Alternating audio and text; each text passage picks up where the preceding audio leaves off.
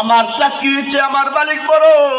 এই জন্য যে আল্লাহকে বড় মনে করে সে কোনোদিন আজান হওয়ার পরে রিক্সা চালাইতে পারে না, দোকান খোলা রাখতে পারে না, ব্যবসা চালু করতে পারে না, অফিসের কাজ করতে পারে না।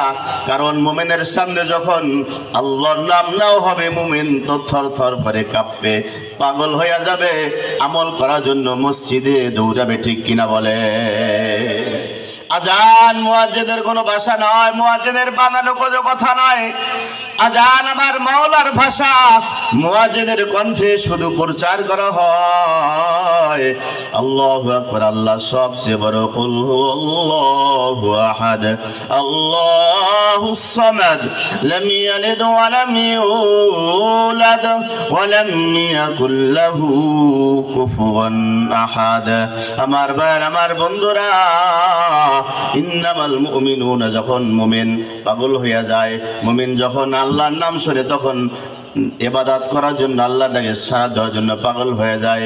ইয়া আইয়ুহাল্লাযীনা আমানু ইযা নুদিয়া লিস-সালাতি মিন ইয়াউমিল জুমআ ফাসআউ ইলা যিকরিল্লাহি ওয়া যারুল বাই'।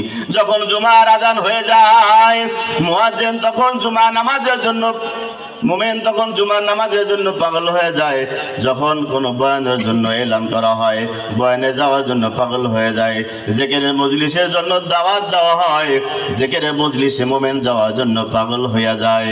যখন জুমার আজান হয়ে যায়, আজান হওয়ার সাথে সাথে কিন্তু মুমিনের জন্য কেনা বেচা হারাম হয়ে যায়।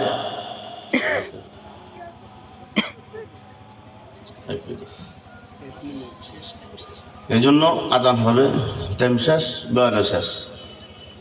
লম্বা বয়ান না, লম্বা সময় না, দোয়া নেওয়ার জন্য আপনাদের থেকে তা আছে, দোয়া বেরেন। আর এসার পর থেকে নিয়ে যে কথাটা বলছি সুন্দরভাবে আমলের নিয়তে বসে আমরা বয়ানগুলি শুনবো। ঠিক আছে ইনশাআল্লাহ? আল্লাহ তাআলা আমাদের সকলকে আমল করার তৌফিক দান করুক।